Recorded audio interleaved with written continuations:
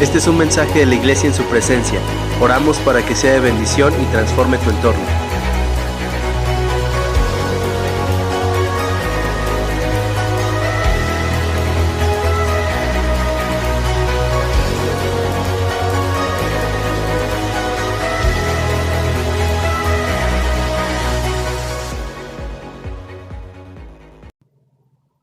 Buenos días a todos, nuevamente nos da mucho gusto saludarlos en este domingo, nuevamente a través de nuestras redes sociales.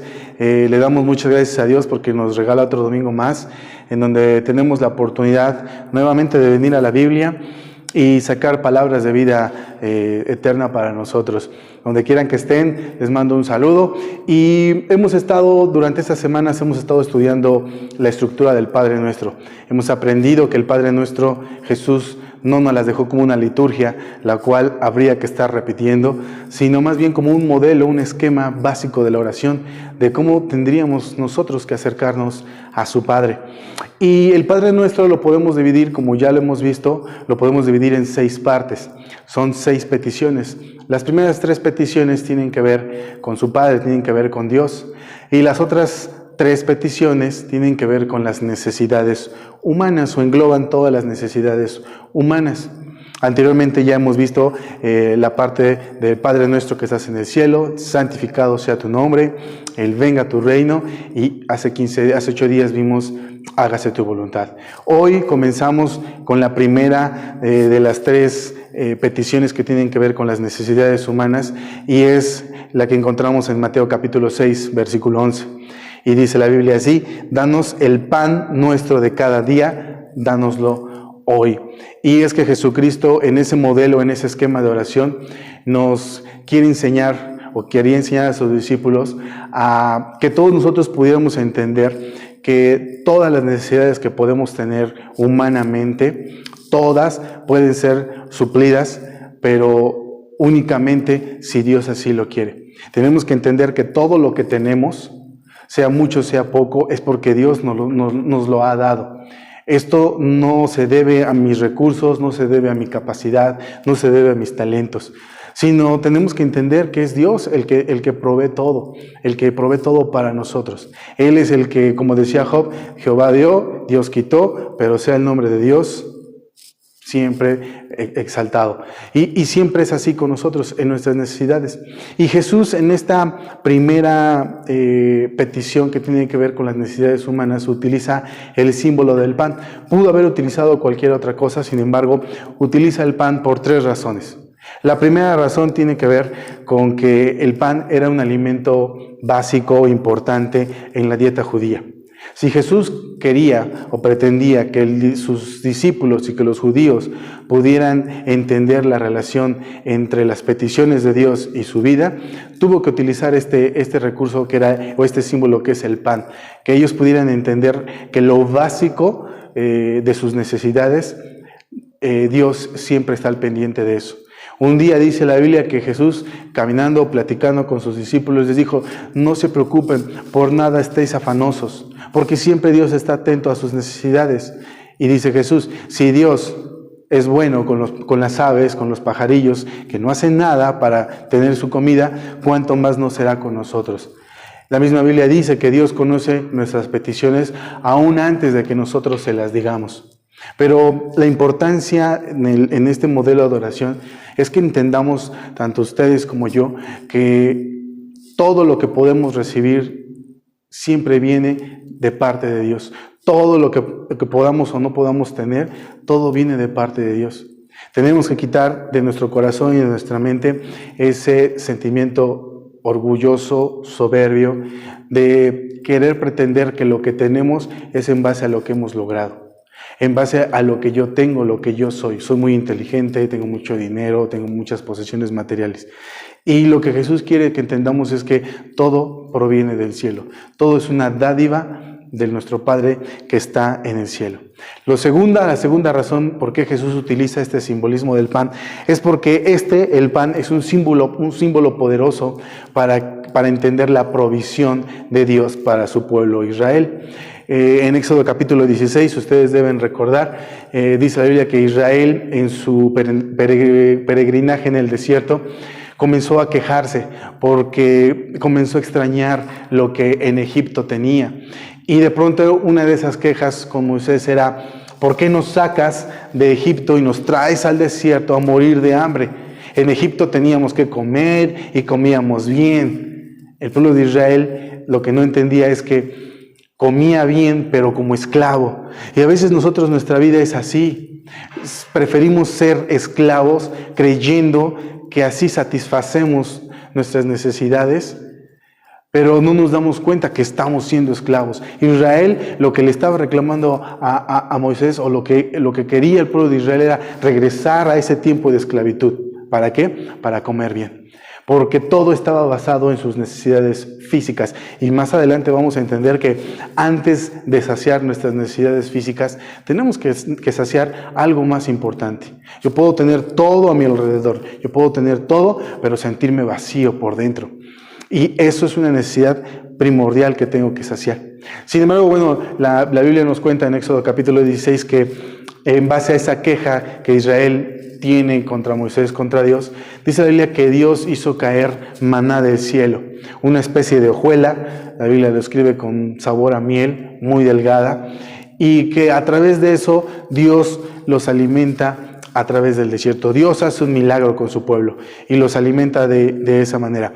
Hubo muchos milagros con respecto a Israel en el desierto, pero este sin duda es un milagro, una señal de parte de Dios en donde Él se demuestra que está siempre atento a proveernos lo que nosotros necesitamos, aun cuando no lo merezcamos, y aun cuando en nuestro corazón siempre hay una queja o una insatisfacción contra Dios.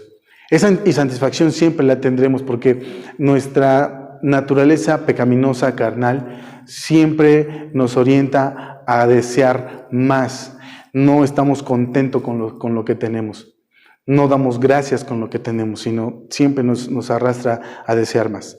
Y la tercera razón del por cual Jesús utilizó este símbolo del pan era porque más adelante en su ministerio, al desarrollar su ministerio, Jesús usaría este símbolo del pan como un mensaje o una forma de describir la salvación, de describir la tarea del por cual vino a la tierra. Y de esa hablaremos más adelante, porque ahí en Juan capítulo 6 encontramos a Jesús. Desde el comienzo del capítulo 6 dice la Biblia que Jesús hace un milagro de provisión y alimenta a más de 5,000 hombres. Dice la Biblia, y la historia narra que había un joven que tenía 5 panes y 2 peces, y que con esos 5 panes y 2 peces Jesús alimentó a la multitud. Y de pronto, después de esa alimentación, tú lo puedes leer ahí en Juan capítulo 6, dice la Biblia que los discípulos se apartaron, se fueron en una barca, Jesús también se apartó, tomó rumbo hacia Capernaum, y la gente lo estaba buscando, quería seguir a Jesús. Y cuando Jesús se los encuentra, cuando estos hombres, cuando la multitud encuentra nuevamente a Jesús, Jesús les hace una especie de reproche. Y creo que es un reproche que muchos de nosotros, a muchos de nosotros también nos los haría Jesús. Y es que Jesús se dio cuenta que la gente solamente lo seguía porque quería satisfacer sus necesidades físicas. Y no se daba cuenta que lo que Jesús quería hacer era satisfacer sus necesidades espirituales. Pero muchos de nosotros estamos así en nuestra vida. Queremos a Dios como un amuleto de buena suerte, o queremos a Dios como un mago, como un milagrero. Que queremos que haga y actúe a nuestro favor y mueva cielo, mar y tierra a nuestro favor. Pero nosotros le buscamos por el milagro. Pero no le buscamos porque le amamos, no le buscamos porque Él es Dios, no le buscamos por otra cosa. Y entonces Jesús, ahí en Juan capítulo 6, les hace este reproche y les dice: ustedes me siguen porque yo los he alimentado, pero no me siguen porque me amen, porque quieran ser mis discípulos. De modo tal que en el capítulo 6, en el versículo 35, Jesús les dice: yo soy el pan de vida, el que a mí viene nunca tendrá hambre, y el que en mí cree nunca o no tendrá sed jamás. Y es a través de esta figura del pan que Jesús se descubre en su ministerio, en su misión, con respecto a la salvación de cada uno de nosotros. Y es una forma muy padre de nuestro Señor Jesucristo de descubrirse, porque en pocas palabras lo que Jesús estaba tratando de decir a sus discípulos, a la multitud que lo seguía solo por satisfacer sus necesidades, es que Jesús tiene la capacidad de satisfacer nuestras necesidades más profundas que solo las físicas. Y ahí en ese diálogo Jesús con los judíos, Jesús les dice, es que ustedes siempre quieren señal y ustedes siempre demandan de mí señal. Y muchos de nosotros cristianos en la actualidad buscamos de Dios las señales, buscamos de Dios los milagros. Cuando la crisis viene a nuestra vida, cuando las cosas se ponen mal, es ahí cuando buscamos el milagro de Dios. Pero antes de esa crisis no buscamos a Dios porque le amamos. La pregunta que tenemos que hacernos, tanto ustedes como yo, es ¿por qué seguimos a Jesús? ¿Qué es lo que nos motiva a buscar a Dios día con día? Porque el buscar a Dios es una decisión diaria, ahorita lo vamos a ver. Pero ¿qué es lo que te motiva? ¿Cuál es tu motivación de buscar a Jesús, de buscar su palabra, de buscar su Espíritu Santo? ¿Solamente estás detrás del milagro? ¿Solamente estás esperando que Dios cumpla tu petición y por eso lo sigues? ¿O viene de un deseo genuino de tu corazón de amar y de seguir a Jesús? No por lo que te da, sino por lo que Él es, sino por quién es. Y eso es algo en lo que nosotros tenemos que reflexionar. Es algo en lo que nosotros tenemos que hacer una introspección y saber cómo está mi relación íntima con Dios. Y la segunda parte de esta petición, que tiene que ver con danos el pan nuestro de cada día, dice, lo segundo es cada día. Cada día. En Mateo capítulo 6, versículo 34, dice, no se afanen por el día de mañana, porque cada día trae su propio afán. El seguir a Jesús, el amar a Jesús, es una decisión diaria. Puede ser que seas cristiano de hace 5, 10, 15, 20, 30, no sé cuántos años. Eso no importa, porque seguir a Jesús es una decisión diaria. Cada que tú te levantas de tu cama, cada que tú pones el pie en el suelo para iniciar tus actividades, es una decisión diaria que tú tienes que seguir amando a Jesús. Hay muchas personas que en algún momento de su día, por alguna causa que tal vez conocen o que tal vez no conocen, en algún momento se desviaron y dejaron de seguir a Jesús y dejaron de amar a Jesús. Porque esto es una decisión diaria. Tú no te puedes jactar del día de mañana, porque tú no sabes qué es lo que va a pasar el día de mañana. Nuestra tarea, según dice la Biblia, es que hoy tenemos que amar a Jesús. Hoy tenemos que seguir a Jesús por quien es y no por lo que nos da. Porque Jesús entendía algo. Y en lo largo de sus evangelios nos los trataba de descubrir. Las necesidades físicas del ser humano siempre van a estar. Siempre vamos a tener necesidades físicas. Tal vez tú piensas que tu mayor necesidad es una casa, un coche, o tener posesiones materiales o un buen trabajo. Pero cuando logres esa necesidad, vas a tener otra, y vas a querer otra, y vas a querer otra. Porque en esta vida siempre vamos a tener esa necesidad. Nuestra naturaleza pecaminosa que se va desgastando con el paso del tiempo. La Biblia, David decía en un salmo, mientras callé mis huesos envejecían. A medida en el que el tiempo va avanzando, vamos a tener más necesidades. Nunca vamos a lograr satisfacer al 100% nuestras necesidades físicas. El mismo Jesús lo sabía y lo decía en Mateo capítulo 26. Cuando dice la Biblia que una mujer se le acerca con un frasco de perfume muy caro. Y la Biblia dice que esta mujer lo derrama sobre la cabeza de Jesús. Y uno de sus discípulos se enoja y le dice, ¿cómo es posible que se desperdicie así este perfume? Siendo tan caro, lo podríamos vender y dárselo a los pobres. Y Jesús le contesta, a los pobres siempre los van a tener, pero a mí no. Y cuando Jesús dice, a los pobres siempre los van a tener, lo que estaba tratando de decir es que las necesidades físicas siempre va a haber y siempre las vamos a tener. Si tú eres de las personas que día con día estás buscando saciar tu necesidad física, nunca lo vas a lograr. Cuando llegues a una meta vas a querer otro y vas a necesitar otra. Hay personas que tienen todo el dinero del mundo, pero tienen un vacío por dentro. Su familia está desquebrajada, está rota, tienen problemas emocionales, difícilmente alguien va a lograr ese estatus. Así es que entonces no se trata de necesidades físicas de las cuales Jesús estaba hablando, sino necesidades mucho más profundas, necesidades espirituales. En Mateo capítulo 5, versículo 3, en las bienaventuranzas, Jesús en todas esas bienaventuranzas dice lo siguiente: bienaventurados los pobres de espíritu. Dicho de otra forma, querría decir, afortunado o feliz los que tienen conciencia de su necesidad espiritual. Y es que todo mundo, todos nosotros tenemos una necesidad espiritual.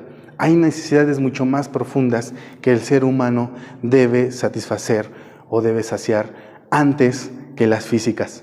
El apóstol Pablo, en la carta a los Romanos, en el capítulo 14, versículo 17, nos dice que el reino de Dios no es comida ni es bebida.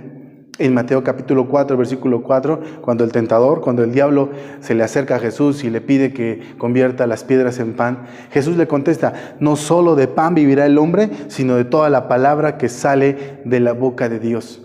Así es que cuando hablamos de una necesidad, de satisfacer necesidades, vemos que es una necesidad mucho más profunda que las que tú puedas tener físicamente.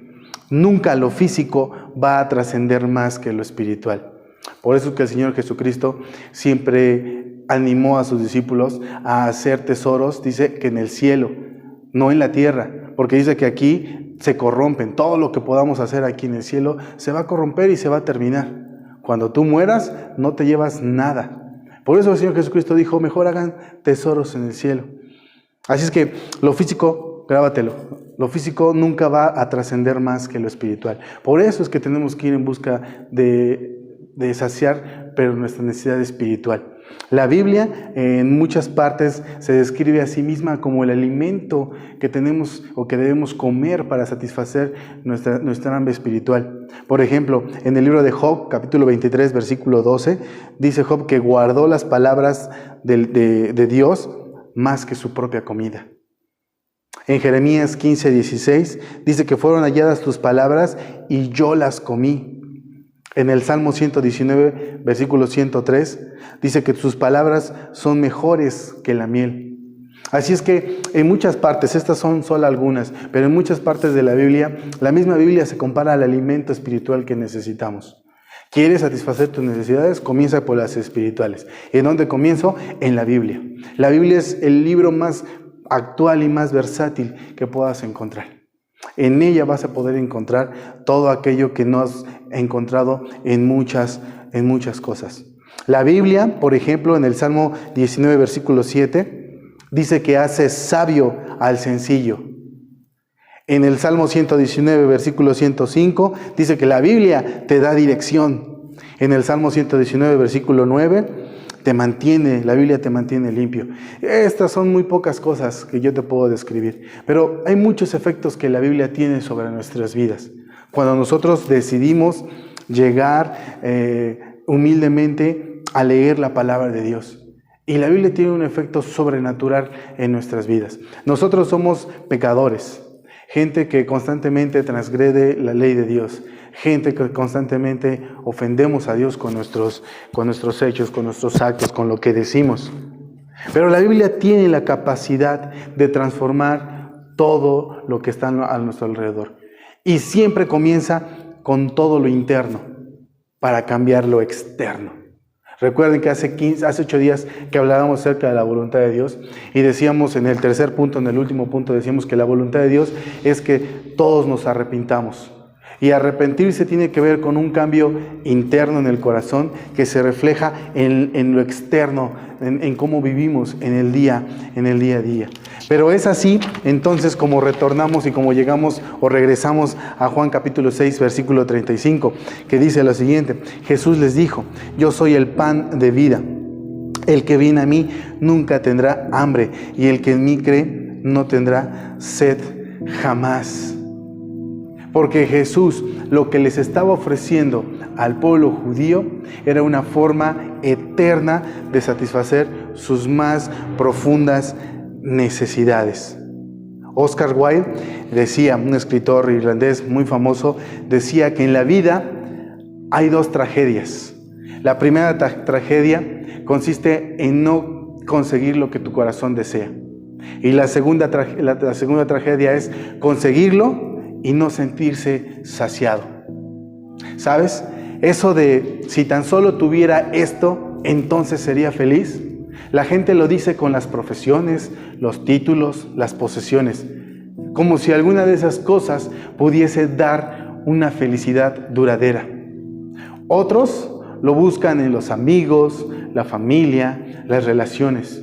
Pero, ¿qué pasa si nada de eso te llena del todo? Debemos convivir siempre con esta sed de desear algo más. Si ningún placer en el mundo puede satisfacer del todo tus necesidades, puede que estemos hechos para algo más. Muchas religiones ponen lo mejor al final, lo mejor al último, cuando la vida termine. Pero ¿sabes?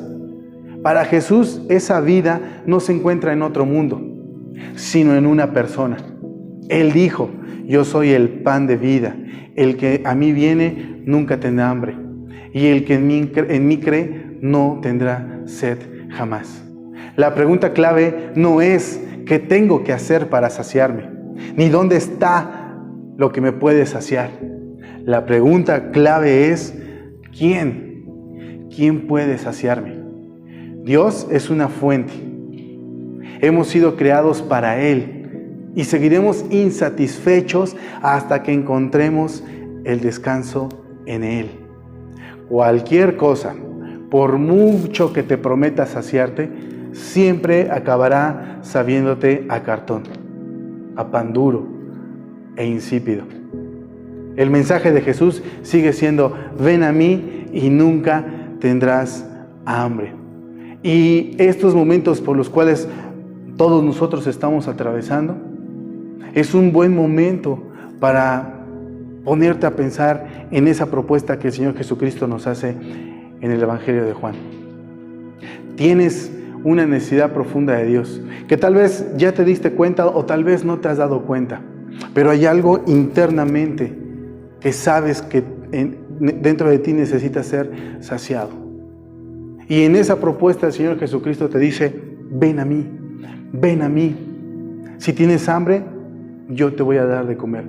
Él mismo, ya lo hemos leído, se describe como el pan de vida eterna. Tu principal problema en este mundo, el principal problema al cual te vas a enfrentar es ¿a dónde vas a ir cuando tú mueras? Y esta proposición que el Señor Jesucristo nos hace ahora nos da la solución para ese gran problema. ¿A dónde vas a ir cuando tú mueras? ¿A dónde va a ir tu alma cuando tú mueras? ¿Al cielo o al infierno?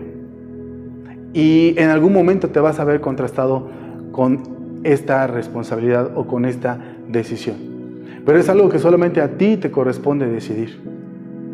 Si quieres ser lleno, si quieres que todas tus necesidades sean satisfechas, primero las espirituales, ahí está la proposición del Señor Jesucristo. Ven a mí. De otro modo, lo único que vas a estar haciendo es ponerle parches a tu vida. De otro modo, lo único que estarás tratando de hacer es cubrir un hueco, pero se destapa otro. Cubres ese hueco y se destapa otro.